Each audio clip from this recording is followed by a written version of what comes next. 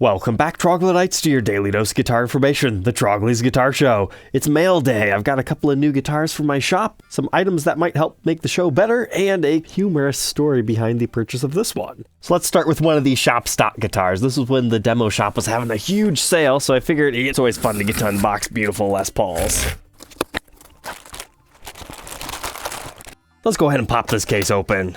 Looks like inside here we have one of the beautiful iced tea finishes on the 60s Les Paul standard.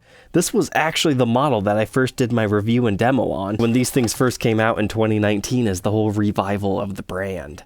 And if I remember correctly, this was one of those exotic 3A tops that they charge you a premium for now. But I'll be honest, the first one I got was probably a better top than what this one was. So this one's not too shabby either. I just love this finish on them. But this is a very chunky guitar. I would guess it's probably pretty close to 10 pounds. Oh wow, I was wrong. It's 10.5 pounds. No wonder this thing was so heavy. And that's not always a bad thing. Some guys actually prefer a heavier Les Paul, but generally speaking, people want the lighter weight ones. And that's why when you shop online, you're going to want to visit our show sponsor tonight, Sweetwater.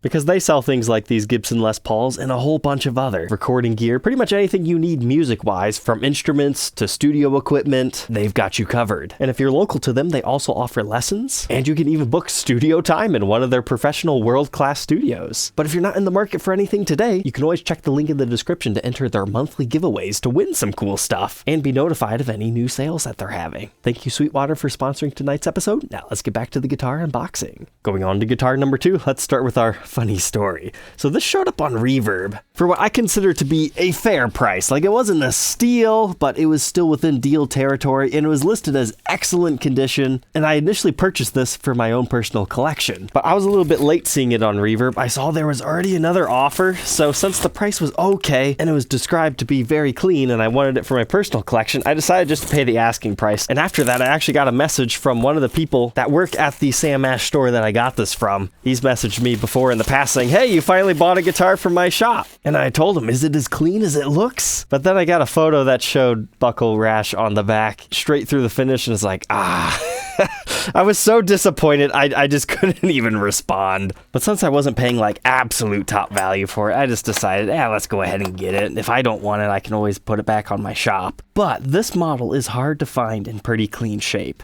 So this is a Gibson 335S standard. Now, we've done reviews and documentations of these before, so you can check out this video if you need to learn more. But oops, it looks like our case key fell out of our pocket and was scratching up the top.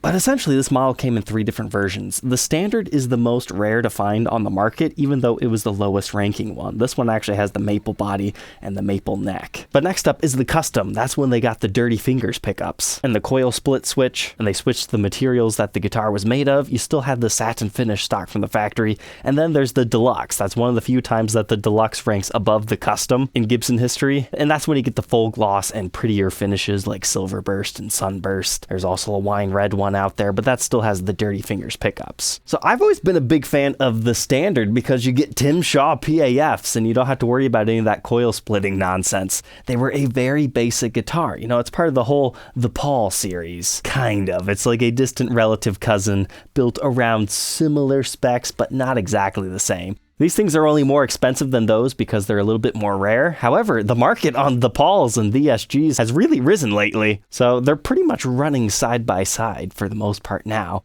But this one is actually one of the Firebranded versions, as most of these were, but it also has your cool pearloid tips. But yeah, this is the photo they had sent me. There is a little bit of buckle rash back here. I mean, it's so close to being perfect. So ultimately, I'm happy with this purchase. I'm glad I decided not to make a big deal about it and be like, nah, I don't want it anymore, because the price was good enough. The last one I had reviewed and documented, I thought it was pretty clean, but I would say this one is definitely a little bit better. But there's also a bonus reason why I decided just to pay the asking price on this. It's a miracle that we still have the original case. A lot of times these get lost because they're not the best fitting cases. Like, the headstocks just barely get in there. But we also have some original case candy, such as a Firebrand pamphlet right here. That's cool. I suppose hang tag's the best way to describe that because it was likely attached to the tuners at one point in time. I don't actually think I've seen this exact advertisement before. And then having the warranty pamphlet's always cool. Even more so if they bothered to fill it out, which is the case on this one. So I would say that was a very good pickup. I'm happy with it ultimately. Next up here, let's take a break from guitars and look at some small packages. So a couple of months ago, I switched who was doing my t-shirts. So I'm with TeePublic now, and they helped design me some new ones, but it was mainly to get the prices down for you guys because they have sales like literally all the time. So if you guys like my First Fret Neck Depth t-shirt, let's check out my latest one that I created just for loyal followers of the show, the Proud Troglodyte t-shirt. Only people that watch the show are going to get this, but that's what t-shirts are for. Inside jokes. We got this cool little muscular caveman guy with kind of hilariously shaved legs that are very ladylike, but that's part of the joke. But I tasked them with making the guitars look very caveman-like, and stylized this one after the zebra wood Les Paul. But without making them too Les Paul like that, I get a cease and desist letter. And I actually do have a few different designs, so if this caveman's not your style, there's also kind of a more rough-looking one, as well as female designs with different hair colors. So you can check them out, link in the description as well. However, the print seems rather pale on this, so I might need to talk to him about making the colors a little bit more vibrant. Let's see what's in our next one. Inside this one, I've got some batteries. So you can buy these batteries. They're supposed to be like really low voltage, so they sound more like a vintage one or a battery that's about to die, is the way I understand it. But I buy these because I think they're hilarious. They've got this kind of goofy looking dude on them. Before I moved out of my old house, I put these in like any device that needed a 9-volt battery. That way when they change it, they're like, what is this? It's like a practical joke that's useful. On top of that, they're ridiculously cheap. And then this should be an interesting new item for our show, and it spawned off of a chat I had somebody on my Facebook page. They're like, hey, why don't you ever measure headstock angles? And it's because it's like, I never really had a good idea how to exactly do it, but they had suggested something like this. So in theory, I should be able to put this on the headstock and it's going to be able to measure the angle. Because that's always been a spec I've been curious about, because I guess the Norland era is known for shallower headstock angles and that's why people don't like it. But I wanted something that could digitally tell me it. That way I can, prove it on video what the headstock angle is. We'll have to see if this works or not. I'm not entirely too sure. But now let's see our next one. Looks like I got something from Sweetwater, because it's got candy in it. Oh, it's a singular Gibson switch tip. I thought I ordered a lot more than that. Perhaps there's more in this box. There we go. So I ran out of my spare parts, so while these things are actually in stock, I thought I would stock up because you never know when you're going to need strap buttons and switch tips. Which I'll be honest, with as many things as I had purchased, it was 15 of each of the kinds of strap buttons and 5 of each of the switch tips. I'm surprised they even realized they forgot one. I didn't even have to correct them on that. They're just like, shoot, we forgot one, so we need to send it on. But now I'm really, really regretting using my last ones because now we have these plastic baggy packages instead of the vacuum sealed ones. I miss the old style. So I definitely need to round some of those up before other shops sell out of all of them, I guess, to add to my new old stock parts collection. But during shipment, these things break all the time. It's just much more convenient for me to have them in person. And the reason why I get the buttons is because it's easier to swap out Schallers or Dunlops or whatever people have put on them in case somebody doesn't want those. Oh, and did you guys notice Sweetwater switched candies? We still have the Bit Honeys and these useless things nobody likes and Tootsie Rolls. But I love that we have root beer barrels now, and they're properly labeled so children don't eat them. And our last little mail before we get back to some more guitars, this. Generally, I'll only change strings like if they actually need it when a guitar gets to me, and I've been deep cleaning a lot and changing a lot of strings lately. So I had to get not only one 25 set, but a second one, so 50 sets of strings. But the reason I wanted to bring these things up is, did you guys know these have reward points on them? Diodario 10s are just what I've always been using for like 10 years just because they're like a decent price. But they actually have a player circle reward code here, and every time you enter that in, after so many packs of strings, you can like get free ones or enter into drawings. I've been wasting all these points for years. It's like, that was a real eye-opening moment. I wanted to let you guys know about it. I'm not sponsored by these guys, but who knows how many other people have not been taking advantage of that. And since I typically use these boxes, I all of a sudden got sad that, oh man, these don't have that. But no, it's just inside the box on a white little piece of paper. But enough about small stuff. Let's get back to our guitars. So this one I got for the lefties. You always get left out as far as my reviews and demos go. So,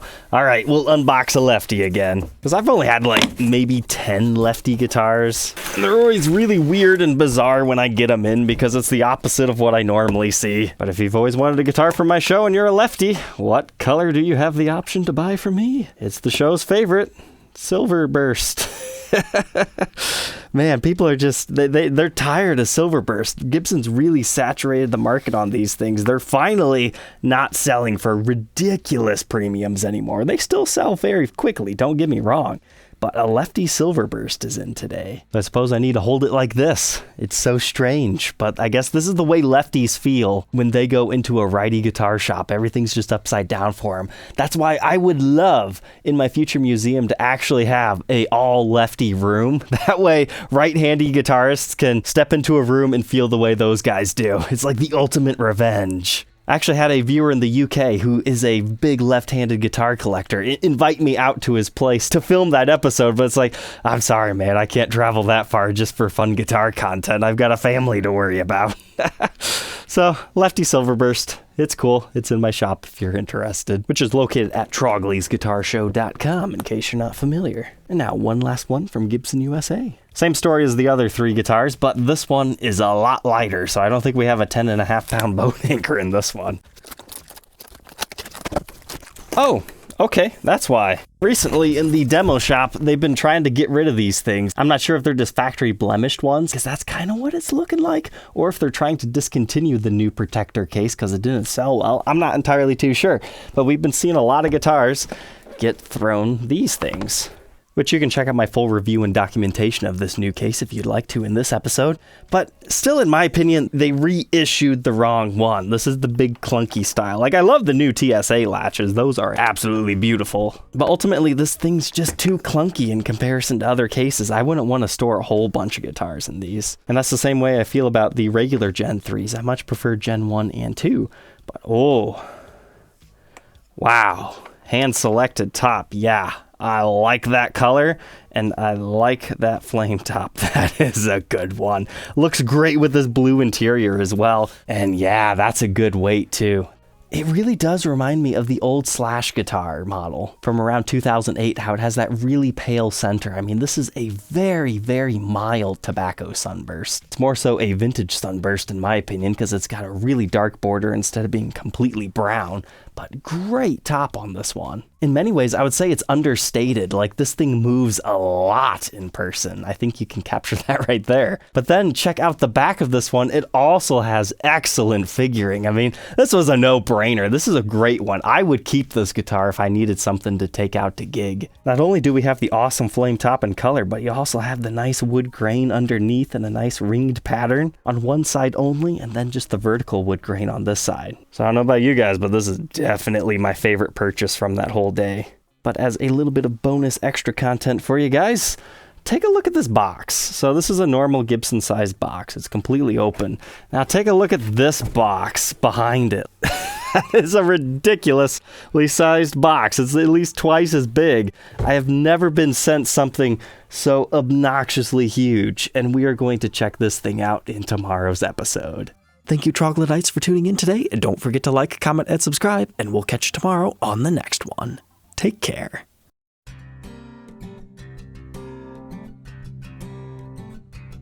If you enjoyed tonight's episode, consider subscribing. I post videos like this every day, and you might even enjoy this next one.